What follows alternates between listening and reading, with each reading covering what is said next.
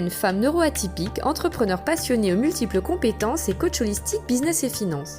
Chaque mardi, je vous livre mes réflexions, mes outils, mes méthodes, mes défis et mes expériences qui, pour moi, permettent de mieux vivre votre rapport à l'argent, à votre business et aux personnes qui vous entourent. Chaque épisode invite à prendre une pause, réfléchir, trouver son alignement et l'assumer pleinement pour vivre une vie plus authentique et épanouissante. À ma façon, j'aborde mes sujets de prédilection, spiritualité, entrepreneuriat, éducation financière, vente, marketing, gestion des émotions, maîtrise de l'ego. Si mon podcast vous plaît, je vous serai infiniment reconnaissante de le partager à ceux qui, selon vous, en auraient besoin, et vous pouvez également me laisser un commentaire que je lirai avec joie. Bonjour à tous et bienvenue dans ce nouvel épisode de Sans compromis, intitulé L'alignement, ça veut dire quoi et comment l'atteindre ? Dans cet épisode, vous allez découvrir que l'alignement est un chemin, pas une destination, tout comme le bonheur.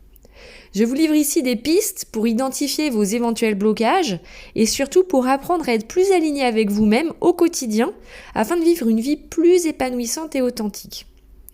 C'est un sujet central, je trouve, dans la vie de chacun et je m'aperçois au fil du temps et au fur et à mesure de la recherche de mon propre alignement ou réalignement que c'est un sujet mal connu ou flou. Et la plupart du temps, on me dit « Oui, mais c'est bien joli, Noémie, mais comment on fait ? Comment on sait si on est aligné ou pas ?» Donc aujourd'hui, je vais essayer de vous brosser un tableau global. Ce que je vous livre n'est pas exhaustif, donc n'hésitez pas à me poser des questions en commentaire ou en message privé. Petite parenthèse, vous avez le lien de mon compte Instagram dans la description de l'épisode. Je tiens à préciser par ailleurs que je ne suis pas une spécialiste en la matière, que je parle aujourd'hui de mes recherches personnelles, de mes expériences, de celles de mes proches et de mes réflexions sur le sujet, ainsi que des échanges que j'ai pu avoir avec des clients. Alors, en quoi consiste l'alignement ? Il est difficile de définir ce qu'est l'alignement car il s'agit d'un état, d'un ressenti et pas d'un concept et donc c'est propre à chacun. Donc dès qu'on cherche à conceptualiser, on le transpose dans le domaine du mental, ce qu'il n'est pas. Il est important de comprendre qu'aucune définition ne pourra remplacer le vécu et l'expérience personnelle. L'alignement, c'est l'union authentique entre votre essence intérieure, vos valeurs fondamentales et les actions concrètes que vous entreprenez au quotidien. On peut aussi dire que c'est l'art de vivre et de travailler en accord parfait avec qui vous êtes réellement. Alors, en accord parfait ou en tout cas en accord puisqu'évidemment l'alignement d'un jour peut ne pas être l'alignement du mois d'après, même si évidemment il y a des grandes tendances liées à ses valeurs personnelles, ses priorités, qui on est, ses objectifs, etc. Je vais y revenir. Donc on peut en décrire les grandes idées, comme je disais, c'est se sentir en harmonie, en cohérence avec soi dans les différents domaines de sa vie. J'ai même envie de dire dans tous les domaines de sa vie, que ce soit au niveau sentimental, amical, au niveau du travail, que vous soyez salarié ou entrepreneur, que ce soit au niveau financier, que ce soit au niveau de vos investissements si vous êtes des investisseurs, etc. L'alignement, c'est quoi ? C'est aussi se sentir léger. C'est l'impression que tout est fluide, que c'est cohérent et qu'en fait, tout roule, entre guillemets, dans son quotidien. Alors, ça signifie pas qu'il n'y a pas d'accro et que ce ressenti est constant ou perpétuel. C'est pas le cas. Et donc, une fois qu'on parvient à trouver son alignement, il est important de continuer le chemin entrepris pour y parvenir parce que ce n'est pas une fin en soi, mais bien un chemin. Donc, ça peut bouger. Je l'ai déjà expliqué dans les épisodes précédents, notamment dans la magie des paradoxes, que l'idée c'est de cheminer entre ces polarités. L'alignement, c'est ça aussi. Et finalement, il y a une citation que j'aime beaucoup et qui résume bien tout ça, c'est celle de Gandhi. Cette citation dit « Le secret du bonheur, c'est l'alignement entre ce que vous pensez, ce que vous dites et ce que vous faites. » Bref, tout un programme. Alors, à la question, comment on sait qu'on est aligné ou pas ? Alors, je peux vous fournir quelques indices qui montrent que vous n'êtes pas aligné dans votre vie. Vous pouvez avoir parfois l'impression de jouer un rôle, que ce soit au travail, dans la famille, dans son couple, avec ses amis. Vous pouvez vous réveiller fatigué le matin et sans grand enthousiasme. Vous pouvez ne pas vous sentir motivé car vous avez le sentiment que votre vie n'a pas de sens. vous pouvez sentir que vous vous forcez à faire des choses, que vous vous battez sans cesse pour prouver votre valeur, que vous faites passer les autres avant vous-même. Ça, c'est un indice fort aussi. Et que vous attirez à vous des relations toxiques ou inappropriées. Donc si jamais il y a des éléments qui vous parlent, écoutez bien la suite. Alors, qu'est-ce qui bloque finalement l'alignement ? Tout simplement, la méconnaissance de soi et le manque de clarté. C'est pourquoi je coach en particulier des entrepreneurs. Pourquoi ? Parce que je leur permets de révéler leur singularité, leur talent et leur authenticité pour être alignés dans leurs projets, créer leurs propres règles, créer leurs pattes dans ce qu'ils ou elles proposent. C'est ça qui m'anime profondément. Mais finalement, c'est une partie de coaching de vie pour une population cible, mais qui se retrouve de façon globale, évidemment, chez tous les individus. Donc, lorsque nous nous exprimons pleinement dans notre quotidien, dans notre business, dans notre passion, la vie paraît plus fluide et plus simple. Et la conséquence de travailler sa vision et la connaissance de soi, c'est quoi ? C'est être mieux dans son travail, attirer les bonnes personnes pour nous, attirer des opportunités, avoir des objectifs clairs au service de votre vie et de vos envies. Alors comment faire ? Eh bien, ça passe par un déconditionnement, c'est-à-dire une libération de nos croyances limitantes qui nous enferment et réduisent le champ de nos possibles. En tant qu'entrepreneur, il y a un aspect essentiel, pourtant négligé par nombre d'entre nous, c'est notre rapport à l'argent. Alors, je parle spécifiquement des entrepreneurs, pourquoi ? Parce que il va y avoir un sujet, sur sa politique de prix, etc. Par exemple, justement, on peut ne pas être aligné avec ses prix, ne pas oser monter ses tarifs ou avoir tendance à les baisser quand on vous objecte que votre service est trop cher.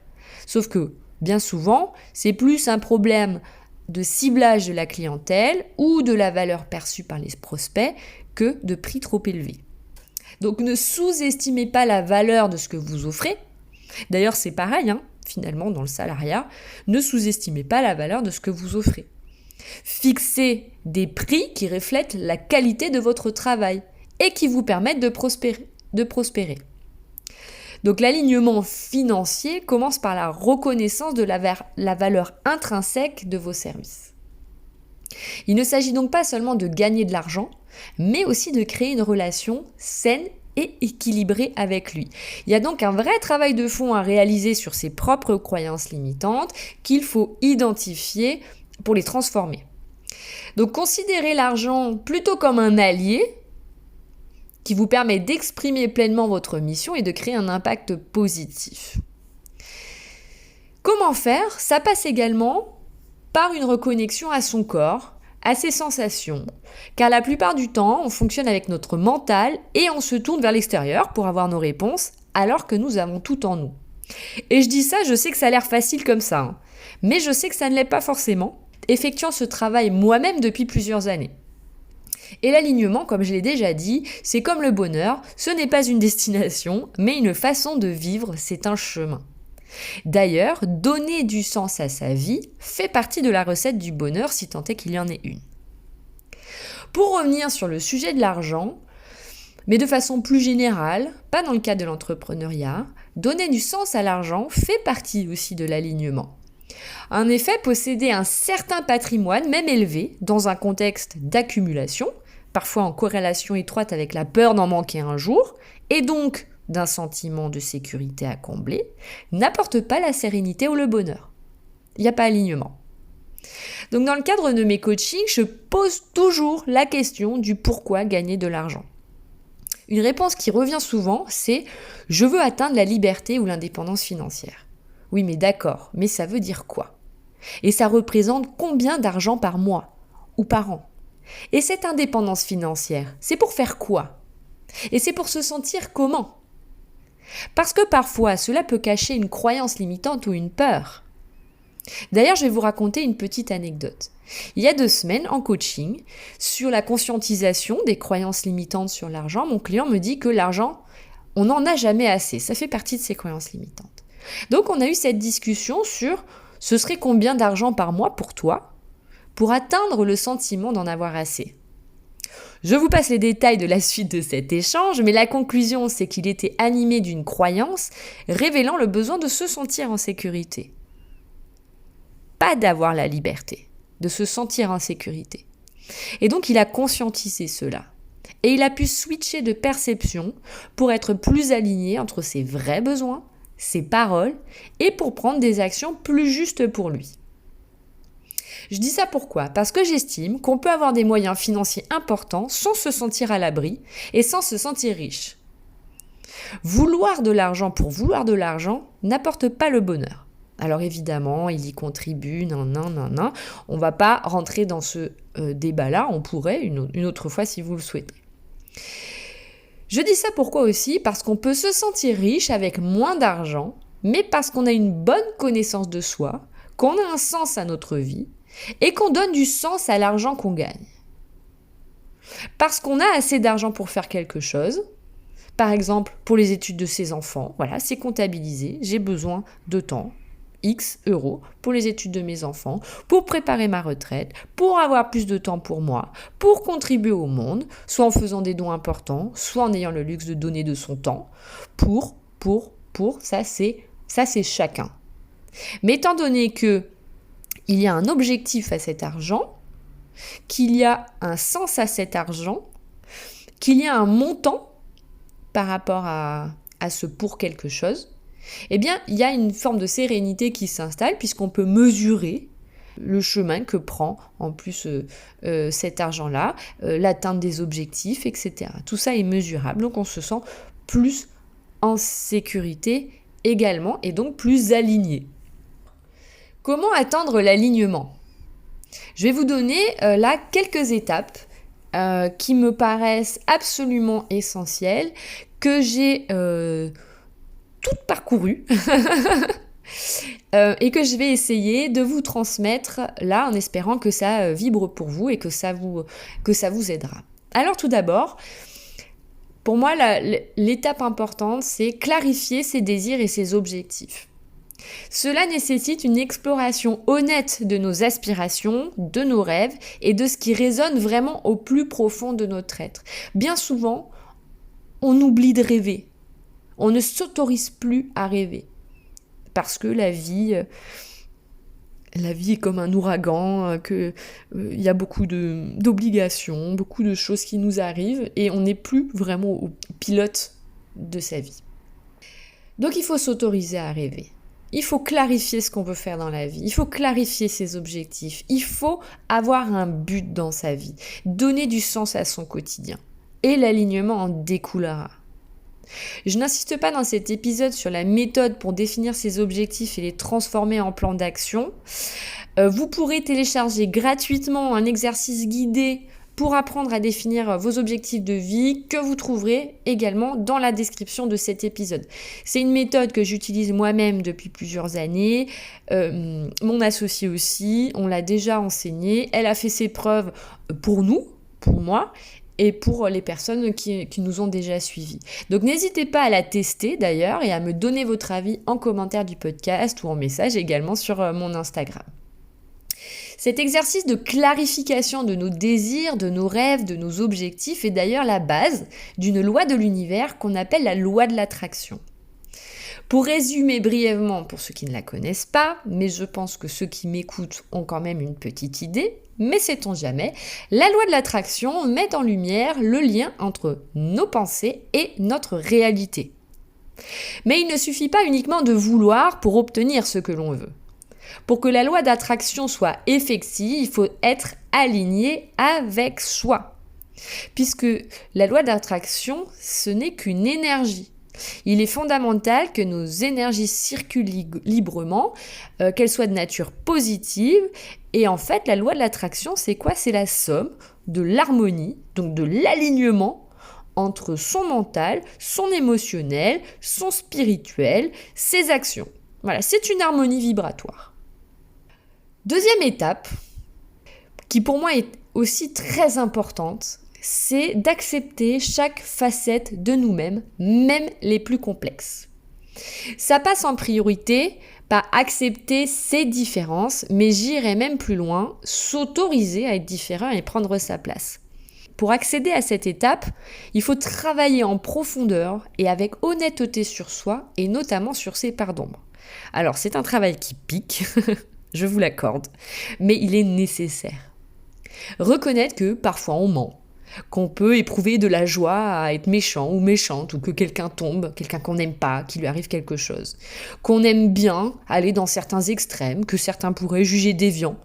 Bon, à part des exceptions éminemment répréhensibles, comme les viols, les meurtres, etc., la plupart du temps, la société a posé des cadres de ce qu'il est bien et correct de faire, ou pas, et il y a des jugements qui sont liés à ça. Et on peut se sentir mal d'être en dehors du cadre, on se sent jugé, et surtout on se juge nous-mêmes par rapport à ces cadres-là. Donc, l'idée, c'est d'accepter que, oui, par exemple, vous avez des dépendances, alors alimentaires, drogue, alcool, cigarettes, autres. Je dis pas qu'il ne faut rien faire et ne pas le traiter, c'est pas le sujet aujourd'hui, mais de l'accepter, de ne pas se mentir, et de découvrir l'origine de cette dépendance en question qui vous fait souffrir, si elle vous fait souffrir évidemment et qu'elle vous porte préjudice. Acceptez que oui, vous êtes extraverti, que vous êtes bruyant, bruyante, oui, vous riez fort, oui, vous parlez fort, oui. Et tant pis si on vous dit que c'est trop. Ce sera bien pour d'autres personnes. Vous n'êtes juste pas entouré des bonnes personnes. Mais si vous taire et faire semblant de ne pas être extraverti, si ça vous coûte, eh bien vous n'êtes pas aligné. Donc il faut trouver un cadre et un entourage où vous pourrez exprimer pleinement qui vous êtes. Acceptez aussi que oui, vous préférez les personnes de même sexe, si c'est le cas, ou que vous aimez les deux, si c'est le cas aussi. Chacun pour moi est totalement libre d'exprimer, d'être homosexuel, hétérosexuel, bisexuel, toutes les sexuels, ce que vous voulez. Mon propos là, c'est juste de dire que évidemment, c'est pas facile d'être aligné sur ces sujets-là d'ailleurs, il y a des cadres culturels ou familiaux qui ne le permettent pas. Et c'est une preuve d'énorme courage que de savoir qui on est et ce que l'on veut et de l'assumer au grand jour. C'est être aligné avec soi. C'est hyper difficile dans certains cas, évidemment, mais quelle libération! C'est aussi l'alignement d'accepter chaque facette de nous-mêmes, c'est accepter nos dualités, nos paradoxes. J'en parlais dans le tout premier épisode du podcast. Donc pourquoi accepter toutes ces facettes ? Pour quel bénéfice, vous me direz ? Si ça doit être douloureux, parce que la plupart du temps, ça demande quand même du courage. Parfois, ça se fait dans la souffrance. Donc vous me direz, mais pourquoi faire ? Parce que vous grandirez. Vous renforcez votre résilience en vous battant pour ce qui est juste pour vous.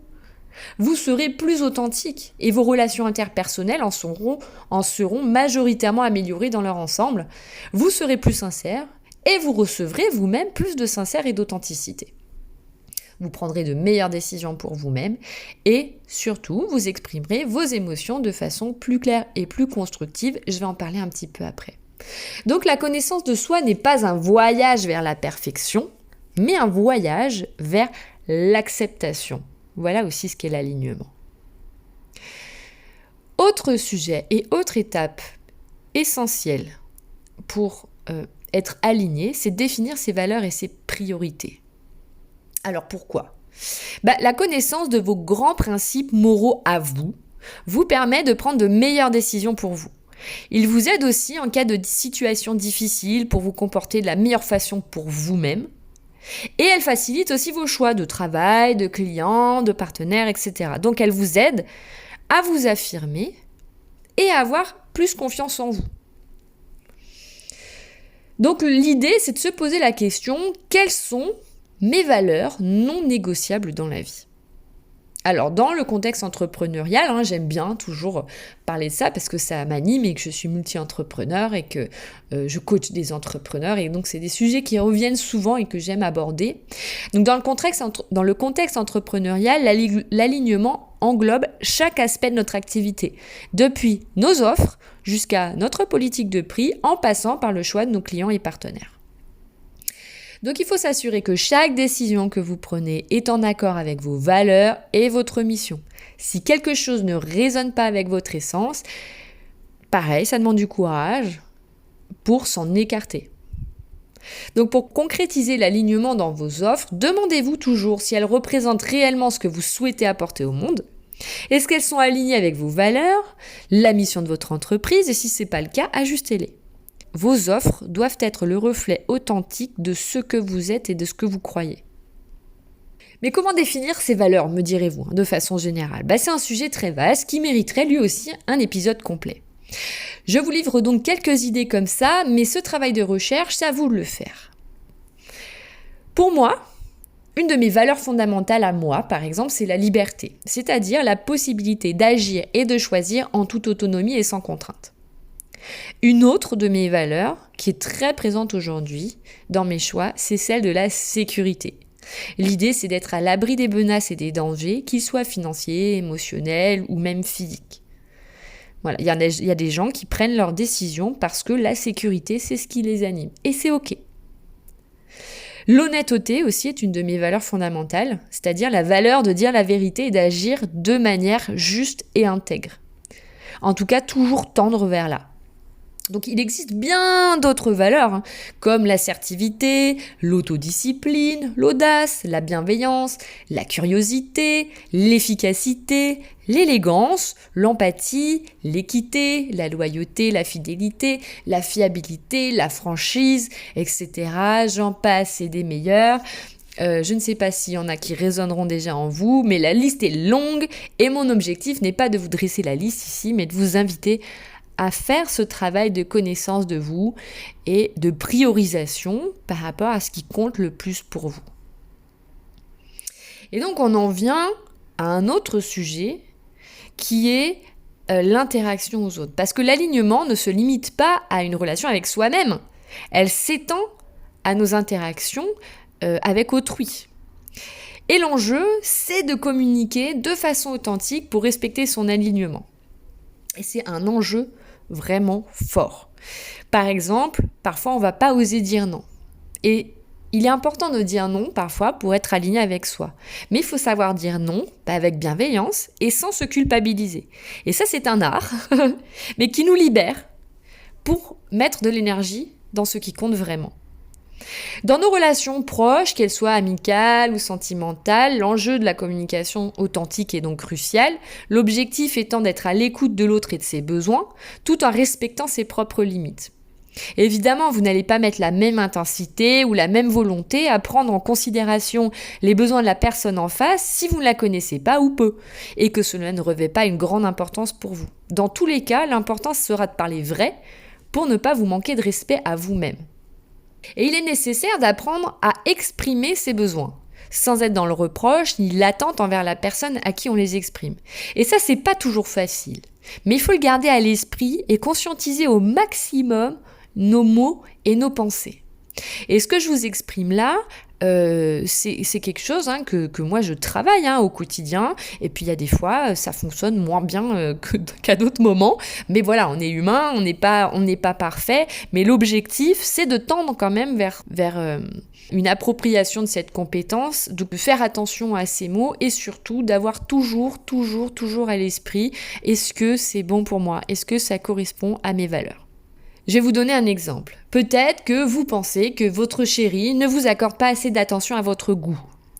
Ce qu'il ne faut surtout pas faire, c'est commencer la conversation avec votre chéri en disant « tu ne fais pas assez ci » ou « tu ne me regardes plus » ou « non, enfin ce qui vous viendra. Ce sera à coup sûr perçu comme un reproche. Donc moi, si je peux vous donner un conseil, c'est essayer plutôt de commencer vos phrases par « je » et d'exprimer un sentiment. Par exemple, je me sens un peu délaissé en ce moment. Je me sens triste parce que. Et vous terminez votre phrase par ce dont vous auriez besoin. J'aimerais qu'on prenne un peu de temps tous les deux autour d'un bon repas, dans un resto qu'on n'a pas encore testé ensemble. Par exemple, si ça ne vous anime pas, trouvez vos phrases, vos besoins qui vous sont personnels.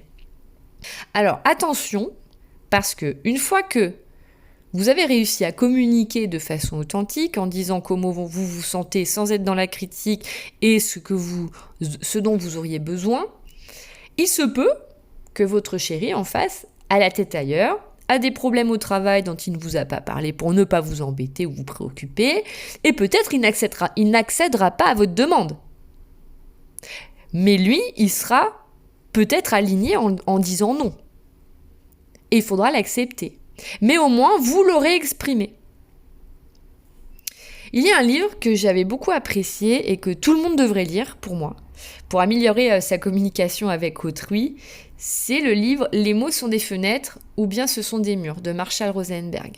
C'est sur la communication non violente et ça permet de... il donne des schémas pour apprendre à parler autrement, à s'adresser autrement et à améliorer la communication interpersonnelle. Moi, perso, je ne suis pas du tout une experte dans ce domaine-là et c'est un livre que je m'applique à appliquer justement pour améliorer cette compétence. C'est pour ça que vraiment, je vous la recommande parce que apprendre à communiquer de façon générale, c'est un enjeu hyper fort. Et souvent, on reste dans notre ego, dans le fait d'avoir raison, dans tout un tas de choses qui font que ça va pas faire avancer les relations familiales, la relation de couple, les relations amicales, etc. Après, c'est chacun travaille les compétences qu'il a envie de travailler. Mais pour moi, voilà, la communication authentique, donc de ses propres besoins, de ses propres sentiments, de ses émotions, de ce qui est aligné pour nous, etc. Et dire non, parfois, voilà, ça c'est une étape de l'alignement qui est absolument incontournable. Enfin, j'aimerais passer un peu de temps sur une autre étape qui est de respecter son rythme et son écologie intérieure. Alors, l'écologie intérieure, c'est quoi ? Voici la définition que j'en donnerai. Il s'agit de la connaissance et le souci de soi, le respect de sa propre nature intérieure, c'est-à-dire de son monde instinctif, affectif, émotionnel, etc. Cette pratique que je découvre en ce moment, pour être tout à fait honnête, consiste à accueillir et laisser s'épanouir sa nature intérieure et à développer tous les aspects de soi, sans rien censurer, ni interdire, sans contraindre son corps, sans réprimer ses émotions, mais afin de découvrir et exprimer son être profond, sa véritable nature, son pouvoir, etc. Moi, je trouve l'idée intéressante et je me renseigne sur ce sujet depuis 2 semaines, car en fait, ma recherche, c'était comment agir et prendre des décisions avec son cœur, plus avec son cœur, de se reconnecter à lui, de l'écouter et d'agir en alignement avec lui. Donc, si jamais, je ne manquerai pas d'en reparler, si ça résonne en moi, de développer ce sujet, et si vous le demandez aussi éventuellement. L'idée que je veux partager ici, c'est qu'il faut s'écouter, écouter son corps, respecter son rythme. Chacun de nous a son propre tempo. Donc, s'aligner avec soi-même implique de respecter cet équilibre interne. Par exemple, moi, je ne suis pas du tout quelqu'un du matin. Le matin, j'ai besoin de temps. Alors, c'est pour ça aussi que je suis allée vers la voie de l'entrepreneuriat parce que je ne suis pas du matin et généralement, on fait des horaires 9h-17h. Moi, ça ne me convient pas. C'est pourquoi je commence ma journée en respectant mon rythme de réveil. J'ai ce luxe-là. En cultivant mon monde intérieur. Je commence mes journées par des méditations, des auto-soins, la lecture, la musique, etc. Je ne prends jamais de rendez-vous le matin. Car justement, je ne suis pas alignée avec cela, je n'ai pas l'énergie pour cela, et donc c'est pas aligné. Et mon entourage de travail le sait et le respecte. Donc là aussi, c'est aligné. Et pour maintenir son alignement, il est important de prendre régulièrement des moments d'introspection pour analyser sa situation, quitte à se réaligner si besoin. Donc si j'ai vraiment quelque chose à vous dire aujourd'hui, c'est engageons-nous envers nous-mêmes. L'alignement n'est pas un point d'arrivée, mais c'est un processus continu. Donc prenons, parce que je me mets dans le tas aussi, des petits engagements envers soi-même chaque jour. Et pour moi, ça c'est la clé pour maintenir l'alignement.